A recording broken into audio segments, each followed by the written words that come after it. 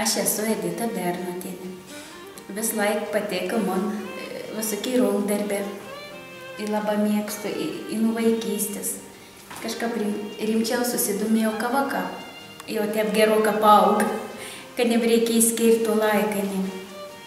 Kažką pamačiau internete, dekupaž. Į tai susidomėjau, pradėjau skaityti literatūrą, kapstytis visur, ir pradėjau dirbti. Paskui sugalvojau, kad pati pamačiau iš sutažo darbėlis. Pradėjau iš sutažo daryti ir apyrankes. Pradėjau nuo sagių daryti. Paskui sugalvojau, kad reikia ir apyrankes padaryti. Ir kaklo vėrinis. Pradėjau pinti iš laikraščių irgi. Pradėjau pinti nuo pat pirmai dar pat didžiausias pasimėjau. Nemokėjau nesukti, virs padėjau susukti. Nes labai norėjau pinti, nemokėjau.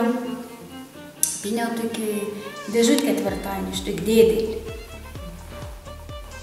O paskui pradėjau mažesnis. Į skalbinių dėžės ir grina viskų pinu. Ir vazonikus, į gėlėm,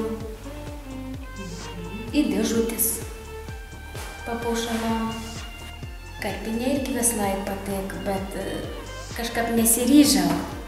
Pirmai kirpau, su žirklėm neišėjai, tobulinau tol, kol išėjai, kol pradėjai pateikti. Paskui pasižiūrėjau, pats nusipiešiau biškį. Ir įsipjaustiau. Mačiau prie konteinerį čemodaną. Įkėl Minską man norėk papuošti to čemodaną, ką jis nebūtų. Jis buvo iš 2 dalių, be zoviskų, be ko. Prašiau ir padėjimo manau sutaisyti, kad aš galėčiau pagražinti. Dalyvauju ir muziejų visos parodėlės, į velykinės, į kalėdinės ir į te važiuonam kur kas pakvieti.